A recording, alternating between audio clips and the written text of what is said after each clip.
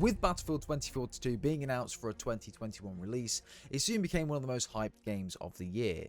With the franchise not dipping their feet into a modern shooter since 2013 with the likes of Battlefield 4, the community was hyped to finally get back into a modern day Battlefield game and relive those epic moments from back then. From reports that this game would follow on directly from Battlefield 4 storyline, the epic reveal trailer and the short film detailing the high stakes storyline, this game was really shaping up to be one of the best modern FPS games of 2021. And of course, from the success and love for Battlefield 1 and the disappointment and the downfall of Battlefield 5, you want to suck a dick? This was DICE's chance for redemption, not only for the fans, but of course, for the name of the Battlefield franchise. That was until the beta came out.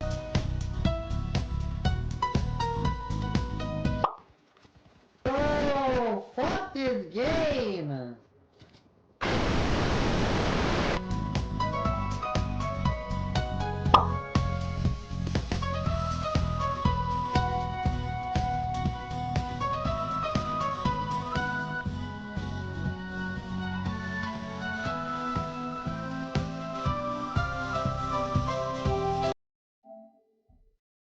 But hey guys, and welcome. In today's video, we'll be diving into a full review of Battlefield 2042 in its current state so far, and why, of course, it's so bad. Now, of course, this is still the day 0 patch of the game, and the day 1 patch might fix a lot of the issues that we're going to talk about in today's video. Of course, in this review, we're not just going to be shitting on Battlefield the entire time. We're going to give constructive criticism about the game, what does not work at the moment, and what I feel like is really good at the core of the game. Of course, we'll be diving into all content available in Battlefield 2042 at the moment, and talking about it and giving my initial impressions, constructive criticism on areas I think need addressing really, and ways to improve the game at the moment. Don't forget guys to drop a like on today's video, subscribe if you are brand new, and of course if you want to see more videos like this, do let me know in the comments down below. Without further ado, let's get into it.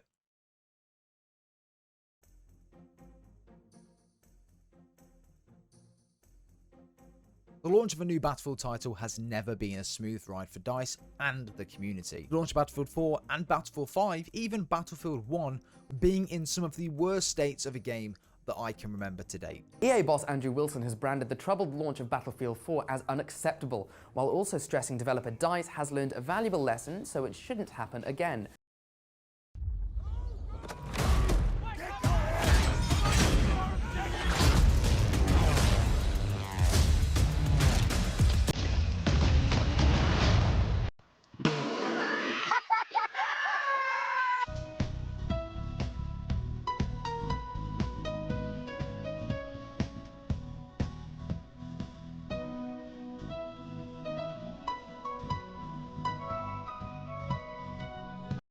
You know what I've had enough of, EA? Is your fucking bullshit. DICE have really had no luck in the first few weeks of launch with their last 3 or 4 titles now, and Battlefield 2042 is no exception. 2042 is not in a good state at the moment as it stands right now. Yes, of course you can have fun in the game. I really enjoyed the game at times, and I've already had some awesome moments with pals trying to play the 3 modes that are available at the moment. But it is being overshadowed a lot by the game's buggy nature, the piss poor weapon hit detection, and overall glitches and server issues. Let's go. Let's keep an eye on this car as well so we can use this to get away. Oh shit, Harry, can you res me? Yeah. I'm gonna run back up to that car. No way. Is your game crashed as well? Yeah. Oh no, we were doing so.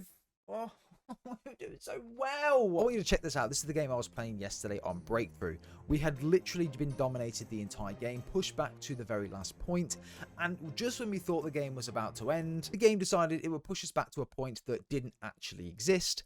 And this is sped up to 5,000%, by the way. I was sat in this game waiting for it to end for almost 45 minutes. All of our tickets ran out. No one could respawn in this game. We had to sit there and wait until all 200 tickets had ran out for the enemy team. And even when it did run out, it still didn't fucking end the game, which means I had to leave myself, wasting 45 minutes of my time sat in this lobby waiting for the game to end, or try to end when the tickets had run out, and I forfeited all the XP I earned in that game just because of a bug. If I didn't leave that game, I would have still been in it right now. Not to mention how inconsistent the gunfights are. I can literally shoot someone in the body and it not register as a kill, or even a hit for that matter. I picked this up in the beta, but I didn't really think too much of it. I thought it may have been a beta issue, but of course, it's just awful in the full game as well. Battlefield's hit detection has never and will never be as good as Call of Duty. And no matter how many people are going to be typing hate at me in the comments for saying that, it's just really true. Even the likes of Battlefield 4, Battlefield 1 and Battlefield 5, the hit detection will never be on par with the likes of Vanguard, Modern Warfare or previous games. Now again, I don't know why the fundamentals of this is, I don't know why this hasn't been rectified, but how have DICE not found a solution for this in 2021? It's completely beyond me at this point. Not to mention also you can fly jets directly into buildings and they'll just bounce straight off. Okay, let's try it. It's gonna be a waste of a plane, but I need to know. If I like hit this, if I like hit this building right here, let's see. Yeah, doesn't do anything. Look at that. Interesting. Huh. How about, are all of these like that? What the fuck? He was flying jets directly into a building and they would just bounce off.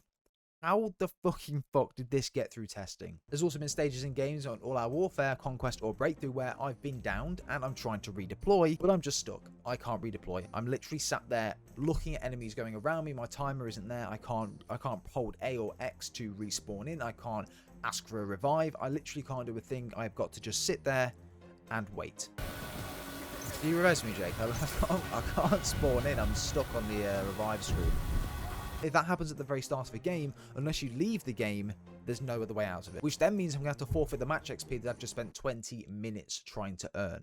Oh, and by the way, hovercrafts, they can fly up fucking walls.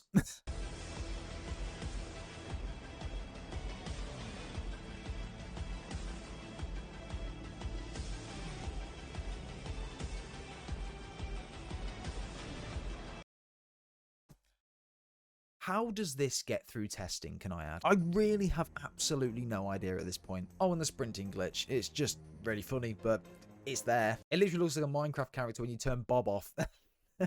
That is what this sprinting glitch is. 2042 has also adopted a brand new class system, which completely forgets about the last 20 years of Battlefield and adopts a more Call of Duty-esque type of freedom when choosing weapons and gadgets and things along those lines to take into a game. Previously, within Battlefield, you would have a set of different class systems. You would have Medic, Assault, you would have the Engineer, and of course, you would have like a Sniper class as well, which means that per class that you select, you can only use a series of weapons. So, for example, with Medic, you could only use DMRs or Assault Rifles. With Engineer, you could only use an LMG. With Assault, you could only use SMGs or shotguns. And then, of course, Sniper, you can only use the Sniper Rifles. It's something very basic, and it's been in Battlefield for a very, very long time. In 2042, they've just not bothered with that. Now you can choose whatever weapon you want, for whatever class you want, whatever gadget you want. And I don't really know. For me, it doesn't really give me a need to want to play a certain way. Like, I can literally just put an SMG on and then run a medkit. Or I can put an SMG on and then just run an M1 rocket launcher. For me, this doesn't really give you a style of play, whereas before you would choose your class system depending on what style of play you wanted to play as or do.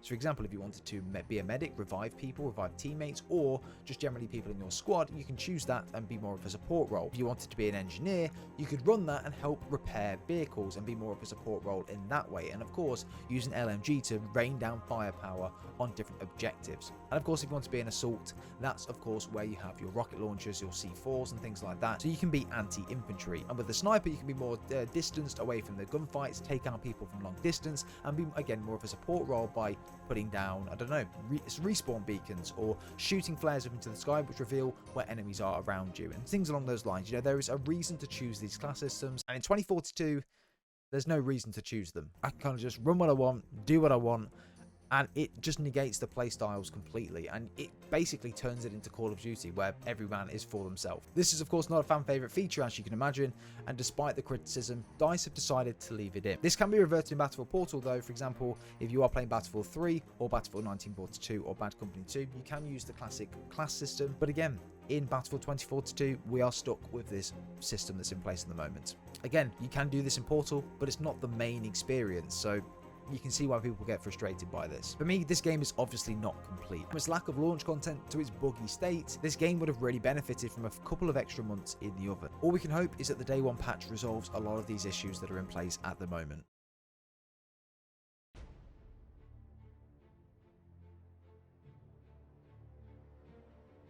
The all-out warfare type of gameplay is what's given Battlefield its name. It's the closest thing you'll ever get to being in a Michael Bay movie, like the constant action, helicopters flying over your head, or jet fighters flying past you and exploding into mountains.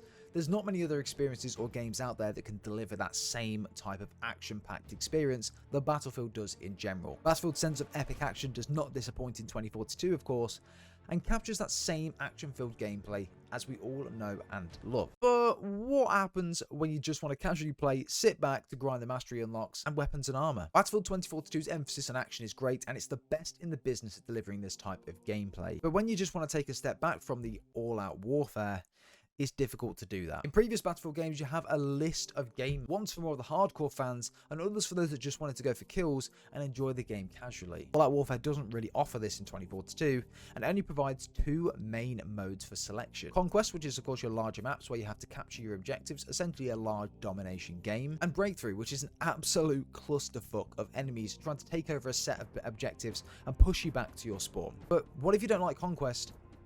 And what if you don't like Breakthrough? What the fuck do you do? DICE? Where's my server browser? Why does All Out Warfare only consist of 2 modes? This isn't very all out to me. Where's Rush? A personal favourite of mine, can I add? And where's Team Deathmatch for those COD fanboys? Domination? Where's that? Where's my server browser to choose the maps that I enjoy rather than playing the same shit 5 times in a row? The list goes on, but I think All Out Warfare, although it's a great mode, can become very stale and repetitive fast. Not to mention, there's only 7 maps at the launch of this game for All Out Warfare. I feel like whenever I search for a game, I always end up playing the same thing twice due to the lack of overall selection. Not to mention the map selection is completely random. There's no going into a lobby and selecting what you want to play. It's just you get thrown into whatever's available. Why not add the maps from Portal into this mode? Why only seclude it to 7 maps? It's bad for the health of the game, and it's bad for the sanity of the player. Overall, All Out Warfare is a lot of fun to play with your pals. And it feels like you're starring in a Fast and the Furious movie most of the time because of how ridiculous it can be. But when you just want to take a step back and be a little more casual about the game, grind challenges, it can become really frustrating fast. Because for one, you're dying when you're spawning in. You're constantly dying due to the terrible hit detection. And it just can become very, very annoying very, very quickly. I can seriously see the more casual players putting this game down very, very quickly when playing All Out Warfare because, again, the repetitive nature of the maps, the terrible hit detection, the bugs that are coming with the game as well. And of course, there's not really a lot to play inside All Out Warfare. Classic feel of Battlefield is not there in this mode. And for me, that's one of the biggest disappointments about this game. I want to go into All Out Warfare and I want to select different modes. I want to be able to play Rush. I want to play Team Deathmatch sometimes to rank up my weapons and get kills. Trying to get kills in Conquest and Breakthrough can be a real painstaking task sometimes because for one, you're constantly dying due to vehicles and people, and 2, it's just a frustrating experience at times. I'm hoping that it'll get better over time. I'm sure that it will, and I'm sure more gamers will be added. For now, it's not that the experience is a bad one. It's just that over time, I can really see this becoming repetitive. And yeah, I can see that a lot of people are going to get sick of this fast.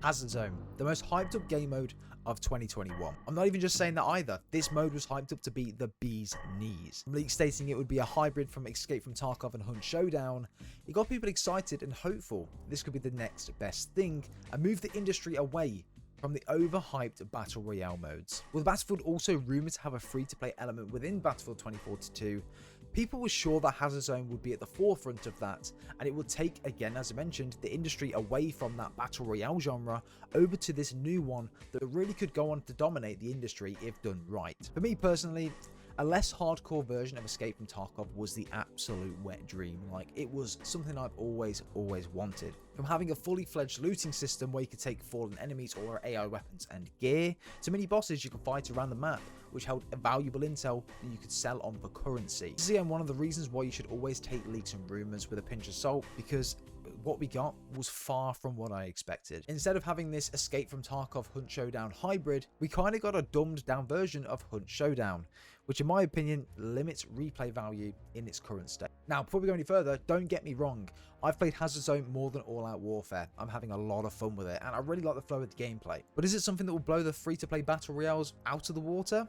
No, not at all. After the Hazard Zone reveal trailer, I was left feeling kind of underwhelmed. Like, I'd had a vision of what this mode could be like, and when the realization had hit that I'd been had by the leaks, my hype began to slowly die down. This was 100% my fault, and one of the huge reasons why you should always take leaks with a pinch of salt, because again, they're not always guaranteed to be correct. And of course, as in this scenario, they can sound a lot better than what the final product is going to be, leaving you really underwhelmed. But for me, Hazard Zone could have been much more, and in my opinion, if executed correctly and in the way that I thought it was going to be, it could have been the next best thing in gaming since the Battle Royale. And of course, with Hazard Zone not having its own dedicated map, and it relying on all of the All-Out Warfare maps, by the way, there's 7 All-Out Warfare maps, with it relying on all 7 of those maps to essentially allow you to play the game and have fun, which I think, to be honest, is a huge opportunity, and if it did have its own map, it would have completely changed the way the mode played. The player base could get burnt out on the same maps and content over and over again very quickly. But within Hazard Zone, the objective is to collect as many data drives as possible around the map,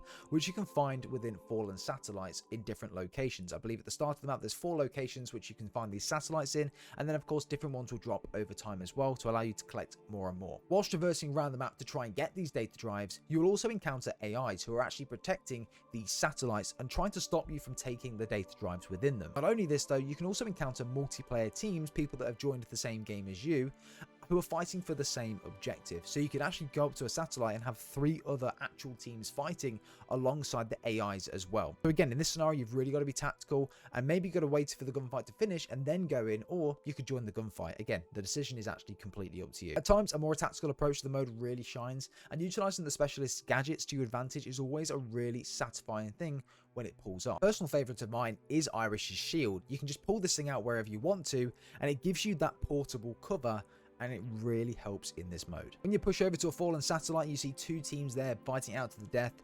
It is freaking sick. It's so cool. And again, playing with a squad of pals and technically trying to approach these gunfights, figuring out what the best approach is to do it. Should I challenge them now? Should I wait? Should I hold off? Or should we flank?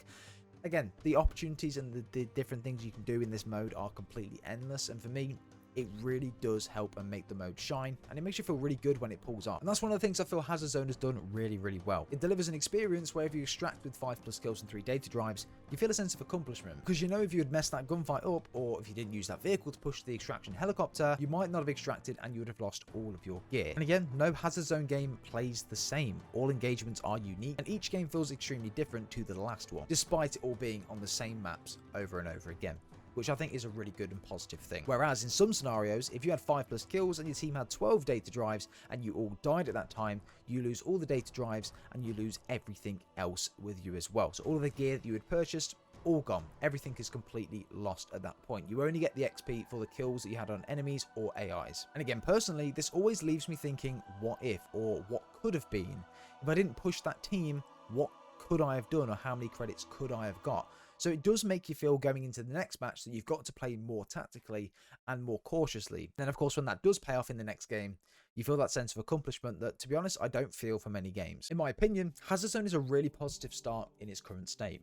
Do I think the mode is the answer to defeating Battle Royales? No, I don't think Battle Royales will ever be defeated, and I think that they'll continue to carry on and evolve and be the next big thing. But do I think it's a start? Absolutely. It shows other AAA developers that not every game needs a Battle Royale, to be honest, and to be honest, I'm having a great time without one in this game. You are going to struggle playing this on your own because, again, the communication in this mode is extremely key. And if you're coming against a squad of 4 players who are all communicating with each other and it's just you against 3 random other people, you are really going to struggle to do well. So if you've tried Hazard Zone out and you've only played it on your own or with another friend, you may have had a bad experience with it because, again, you are going to be coming against people who are communicating in groups of 4. Maybe try and play it with a group of 4 and then make your final decision.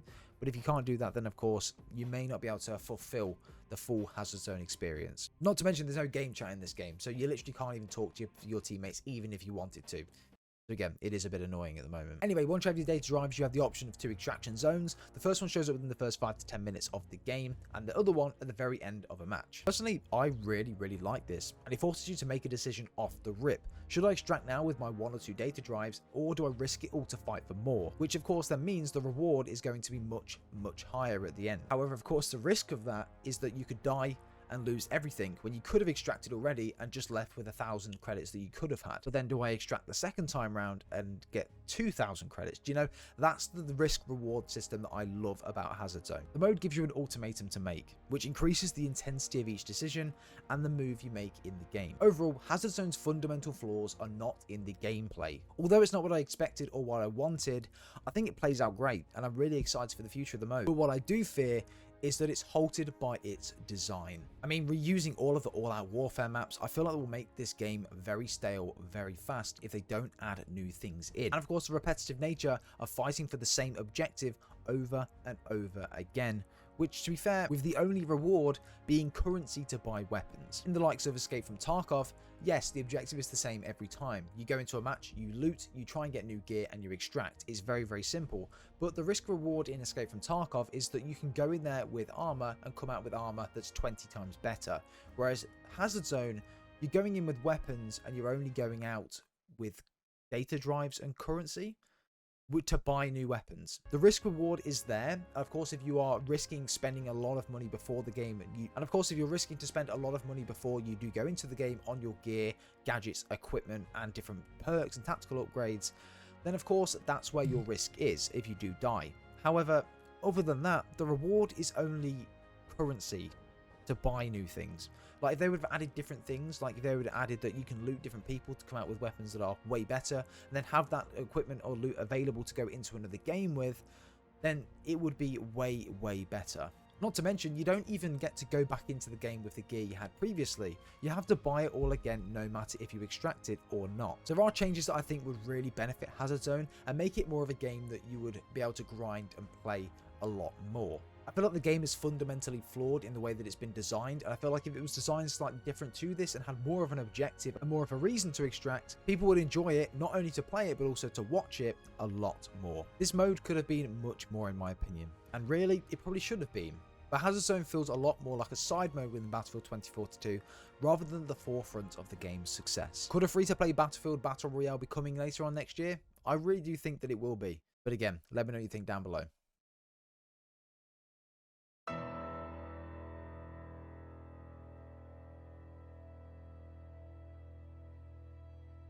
Battlefield Portal is a Battlefield player's wet dream. Reliving the experiences and moments from fan favourite games, reigniting the fire from the OG Battlefield 3 and Bad Company days, Battlefield Portal has the potential to carry the Battlefield franchise on its back. With more content coming post-launch, adding fan favourite games like Battlefield 4, Bad Company 1 and Battlefield 1, it really will be the ultimate Battlefield sandbox. However, in its current state at the moment, unless you want to play No Shot Canals or the 1000% Ultimate XP join now rank up extremely fast against 1 HP bots lobby, yeah, there's not much you can do with it at the moment. Every fucking lobby or mode hosted on Portal is an XP lobby that does not work. When the game first came out, there was an exploit where you could literally go into Portal, put bots on 1 HP, and go around killing all of them and get loads of XP at the end of a game. This is now not the case, but everyone still seems to be trying to do it. You'll be very lucky to find a lobby which is, again, 24/7 TDM, a rush game, or something like that that's fun to play because it's crowded by these stupid damn games. Although I've seen some really interesting modes being created, like a zombies mode, which sounds fucking awesome.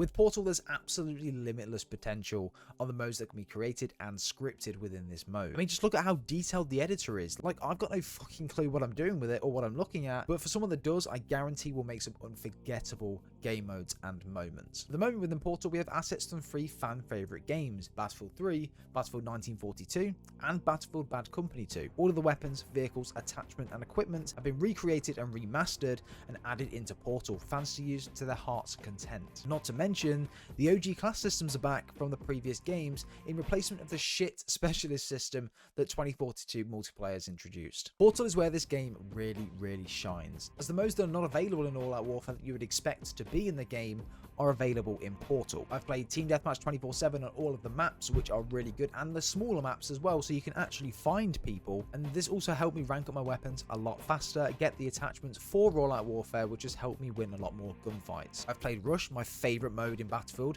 using 1942 guns, and I've played a fucking zombies mode, which I never thought I'd ever see in a Battlefield game in my entire life. Portal has given me so far what All Out Warfare has never given me: a way to sit back, enjoy my time, and grind challenges and weapons. Although, because of all of the XP lobbies that people have tried to create, it's resulted in DICE reducing a lot of the XP for the bots and things along those lines, so gaining overall XP in Portal isn't that effective. Which then of course means that All Out Warfare and Hazard Zone are the places to be to rank up faster. But I'm super excited to see what Battlefield Portal delivers next, and to be honest, what experiences the community will build from this and the editor in the future. Really excited about that, and yeah, I think this honestly will carry and save 2042 and make it a long-term game. Portal is essentially giving the community mod tools to be able to create and do what they like. Again, this is not a map editor, this is only a script editor and different things like that you can do in-game with all of the assets that are available to you. But again, DICE, you've absolutely smashed it out of the park with this.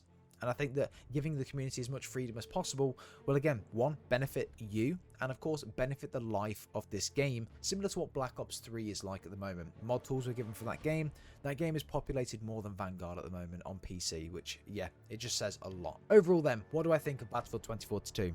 Well, at its core, the game needs work, a lot of work. The game would have massively benefited from a few more months of development, and if I'm honest, I don't think the community would have minded it, to be honest. Battlefield is not a yearly game cycle, so when it does finally release, there is a lot of hype generated around it, and that's an unmatched amount of hype. Battlefield 2042 has received so much hype in the last couple of months that it has grown and made careers just off the hype. People want to see this game's success, as do I. I love the franchise, and I really think this game has very good core fundamentals, but I can't defend what is another horrendous DICE game launch. Battlefield 2042 is a fun game to play. Although fundamentally broken, I find myself having a good time every time I jump on, minus the issues and the glitches, of course. For someone that jumps on casually and plays after a long day at work for a couple of hours each night with their friends, they might end up putting this game back on the shelf due to its annoying mechanics and sometimes game-breaking bugs. Overall, would I recommend buying this game? Yeah, I would.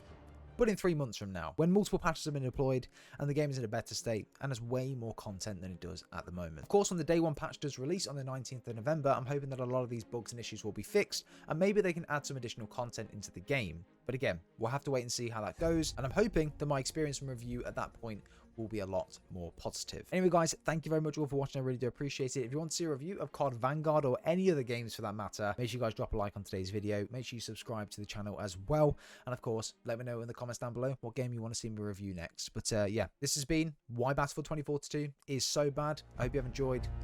We'll see you in the next one.